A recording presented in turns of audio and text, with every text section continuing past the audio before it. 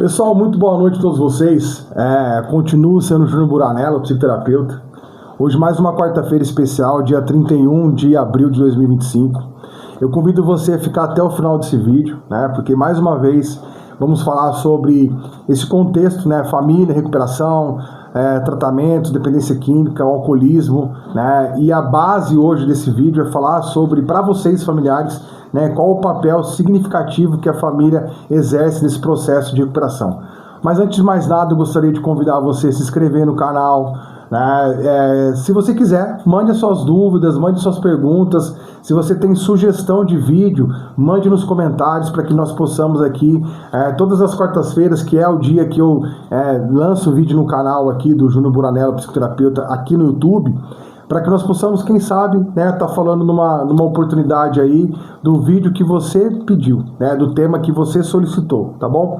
Pessoal, também, né, dentro das outras plataformas digitais, lá no YouTube, lá no TikTok, perdão, tem lá Júnior Buranello 83, no qual quase que diariamente, tá? Eu mando vídeos lá, faço alguns temas de reunião que eu uso na clínica, na Estrela da Manhã, para tirar dúvidas, para mandar informação pro pessoal. Então, se você dependente químico, você familiar, que busca informação, lá no canal, né, lá no TikTok, Júnior Buranello 83, tem muito conteúdo sobre recuperação de dependência química e todas as suas segmentações, tá? Aqui eu tenho percebido que neste canal de comunicação aqui no YouTube, eu tenho percebido o maior número de famílias, né? Dentro dos estudos que a gente vê dentro dos vídeos que eu lanço aqui, eu percebo que temos muitas famílias que estão se inscrevendo no canal em busca de informação. Então, estou voltando os meus vídeos direcionado para a família, falando sobre recuperação, sobre tratamento, sobre comportamento, tudo com um único objetivo, que você familiar, né, crie o máximo de ferramentas possíveis para aprender a lidar com esse seu ente querido que se tornou dependente químico, tá? E hoje, né, como eu já dei um spoiler aqui, o tema do vídeo de hoje nós vamos falar sobre dependência química e o papel significativo da família no processo de recuperação. Vamos lá, vamos lá. Então, pessoal, eu dividi esse tema, né, em algumas vertentes importantes, né? Posicionei algumas influências positivas nesse processo que a família precisa ter para influenciar de forma positiva esse ente querido, o ambiente, tudo, a estrutura familiar, e algumas influências que podem ser negativas. Então, para você identificar que padrão positivo ou negativo você vem exercendo sobre essa pessoa. E o objetivo hoje, o vídeo hoje é voltado para pessoas que estão concluindo o tratamento. Eu sei que tem muitas mães aqui que me acompanham, que têm seu filho internado, muitos deles podem estar terminando o tratamento, né? E se não, já para você antecipar algumas situações, já fazer aquele mapeamento, identificar possíveis falas desorganizadas que prejudicam o processo de evolução pós-tratamento, né? Eu sempre digo para os meus pacientes, para as famílias que eu atendo, que o processo é contínuo, né? O processo é evolutivo. Não tem recuperação, só tem início, não tem final, né? Então, por mais que ele concluiu o tratamento clínico, né, dentro do ambiente clínico, esse processo de continuidade é muito importante. Às vezes as pessoas não entendem a complexidade de tudo isso e acabam rapidamente voltando àquele mesmo contexto adoecido, né, com uma família disfuncional que não favorece a recuperação, e obviamente que a pessoa não estando, né, regulando a sua parte emocional, não estando comprometida com a sua recuperação, ela vai voltar ao uso. Então vamos lá. Então, o primeiro ponto de influência positiva que eu caracterizei aqui nessa reunião para falar sobre uma influência positiva da família vamos lá, suporte emocional. A família tem, né, deve exercer uma ligação emocional muito grande com esse seu ente querido, no qual ele precisa estabelecer diálogos abertos, comunicação, compreender o problema desse seu ente querido. Você, como familiar, você entende que ele tem uma doença? Você entende que muitas respostas emocionais dele são frágeis? Você antecipar algumas situações, né, evitando alguns pontos de desequilíbrios ou situações no qual você sabe que vai surgir uma briga ali, é praticar os evites. Fortalecer essa pessoa é muito importante. A parte motivacional, incentivar a ele, manter-se nas reuniões terapêuticas que ele precisa ter, acompanhamento com o profissional, grupos de apoio como Amor e Gente, ou Naranon, ou Narcóticos Anônimos. Tudo isso para fortalecer essa base emocional. Você como família, você exerce muito esse processo, essa parte de motivar o seu ente querido. Segunda parte importante é o incentivo à adesão de tratamentos. Por exemplo, a família pode ajudar a garantir que o dependente químico siga as recomendações profissionais da saúde. Muitos saem da clínica já não querendo mais tomar medicação.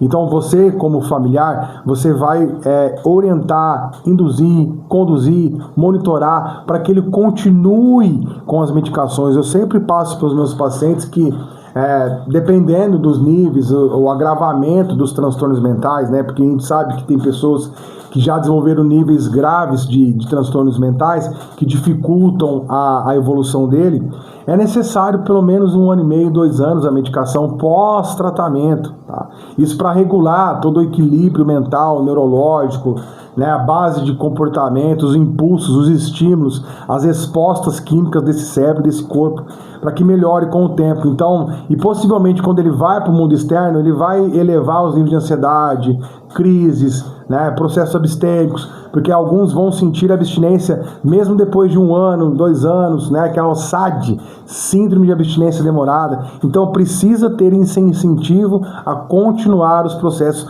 evolutivos, né, de tratamento pós-clínica.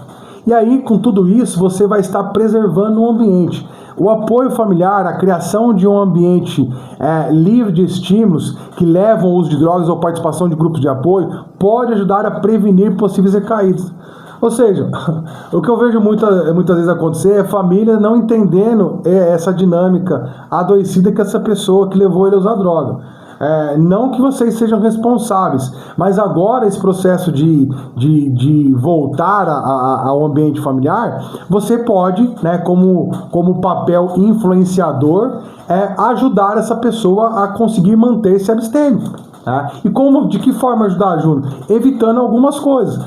Você como família, você sabe a degradação, a humilhação, as perdas que ele acabou vivendo. Então, não tem muita coerência você receber ele, depois de passar 6 meses internado, com um churrasco, com um barril de chope. Ou que eu vejo muitas vezes, até vi um paciente falando assim, Júnior, o pessoal da minha família, da minha esposa veio, fizeram um churrasco aqui e trouxeram cerveja. E aí você ficou mal? Criou um ambiente instável para você, possivelmente alimentado esse sentimento, esse gatilho, que é um gatilho, essa pessoa ela pode pensar em recair.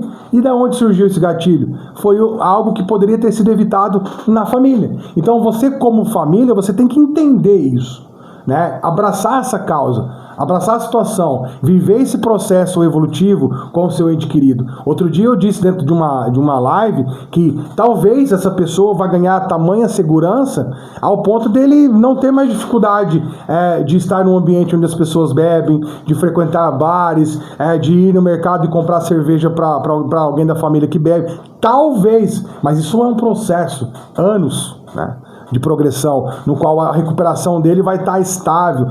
Mesmo assim, sempre eu digo, muita atenção e cuidado e vigilância, para que você não se coloque em situações de risco e colocar a autoeficácia em desafio, onde você pode possivelmente se prejudicar. Então, entender toda essa dinâmica, essa leitura, né, de evitar situações, prevenção à recaída é muito importante, tanto para o paciente quanto para você, família, que vive esse processo junto com ele, tá bom? E aí alguns pontos importantes, que é essa construção desse ambiente familiar, né? A família pode trabalhar, criar um ambiente saudável, né? Com regras claras. Regras claras. Você precisa dizer aqui os limites, o que você aceita, o que você não aceita, né? Estabelecer essas regras antes mesmo dele sair da clínica, ó, chega lá na clínica, na última visita e fala, ó, daqui para frente vai ser assim, eu não vou aceitar mais isso, você vai sair, né, sempre por enquanto monitorado com as pessoas, não vai ter esse negócio já, porque assim, o que muito depende de quem quer, né, na hora que ele sai, ele quer viver o mundo, ganhar o mundo, e não é assim que funciona, né, muitos já querem estar medindo, né, para mim é uma forma de medir que nível que ele tá, né, trabalhar, tentar medir a alta eficácia no processo de recuperação, e é onde muitos acabam recaindo. Então, ter regras pré-estabelecidas, né, regras claras, dito, né, aquilo que você não aceitará, é muito importante. Mais uma vez, vai contribuir para esse processo de evolução na recuperação. Comunicação aberta, né? O que é a comunicação aberta? É a família tirar essa necessidade, a codependência emocional, o medo, a insegurança de falar coisas que podem ferir o outro.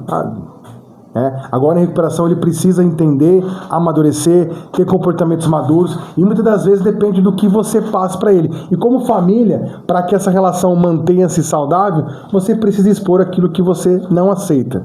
E aí, pessoal, eu separei algumas influências negativas que podem ser prejudiciais para esse processo de mudança e recuperação. Vamos lá? Conflitos e discordâncias, ou seja, relações conflituosas, aquelas pessoas que ainda, né, tipo assim, ficam sempre jogando na cara, eu gastei tanto com você na internação, você não sabe o que você já fez para nós não aguentamos mais viver isso, tipo assim, o tempo todo batendo nessa tecla, pode gerar alguns conflitos desnecessários, né, elevando o nível de estresse dentro do ambiente familiar, que pode de alguma forma levar à compreensão distorcida desse adicto. Ele tem que entender que o dependente químico, o adicto que está buscando recuperação, né, independente de que nível que ele se encontra, ele tem uma característica emocional mais frágil que uma pessoa normal. Então, não é que você tem que, né, preservar ele, como eu disse acima, né, na mudança do ambiente, né? Não, você não precisa ter dificuldade de dizer, mas tem que saber o que dizer, né? Se aquilo realmente vai ser pertinente, né, àquele momento, se cabe dizer aquilo, né? Se realmente é o momento a se dizer, entende? Fazer essa leitura possivelmente vai antecipar as crises e manter um ambiente saudável dentro da família. A falta de apoio também pode ser um conflito, pode ser uma influência negativa. A falta de suporte emocional, a negligência, a desaprovação por parte da família pode levar o dependente químico a sentir-se isolado e pensar em desistir, e aí, obviamente, vem a recaída, né? Então, mantenha esse incentivo, né? Como eu falei, o incentivo vem das emoções. Trabalhe a base emocional dele, né? Porque, como eu disse, muitos saem dentro de uma clínica cheio de histórias fantasiosas para viver, né? Não trabalham a realidade vai vir no dia a dia. Colocam uma perspectiva de que o problema dele era parar de usar droga e que agora, sem a droga, tudo vai dar certo. Não, vai ter relacionamentos conflituosos, vai ter pessoas que vão frustrar ele, vai ter trabalhos que não vão dar certo, que é a próxima parte aqui, essa pressão social. Ele mesmo sente essa pressão, ele mesmo se coloca com a necessidade, eu preciso trabalhar, eu preciso ser ativo, né? E aí você, como família, tem que moldar isso aí, né? Esses níveis de cobrança, para que não eleve esse nível de estresse em acontecer, eu preciso encontrar um trabalho urgente. Não, o que ele precisa com urgência é estabelecer-se emocionalmente, né? Ter ali uma estrutura emocional para que ele consiga lidar com as questões do dia a dia e aos poucos ir entendendo, né, como que vai ficar essa dinâmica de vida, trabalho, relacionamentos interpessoais, entende? É mais importante no início ele criar essa base emocional, né, do que ele já sair levando coisa para todo lado, né, essa pressão dentro da família, tu trabalhar, não aguento mais, já cansei de pagar a clínica para você. Calma. Adianta botar ele para rua sem ele ter uma estrutura para trabalhar, para ele sair para rua e logo depois ele vai se frustrar e recair, e aí quem vai pagar o preço de novo é você. Então vamos aprender a trabalhar a moderação dentro dos níveis de cobrança, né, para que não haja esse excesso de exaustão emocional que crie essa instabilidade dentro do dependente químico, essa instabilidade interna dele, emocional dele, e para que vocês consigam juntos ir modelando, porque a família exerce um papel significativo dentro desse processo de recuperação. Identifique o seu papel, que parte você pode estar auxiliando para que esse seu ente querido possa realmente viver a sobriedade. Você faz parte de tudo isso, você pode ser um suporte, um auxílio, um apoio para ele. Mais uma vez, muito obrigado, uma ótima noite a todas as famílias que me acompanham. Mande aqui seus comentários, se você gostou do vídeo, compartilhe nas redes sociais. Tamo junto.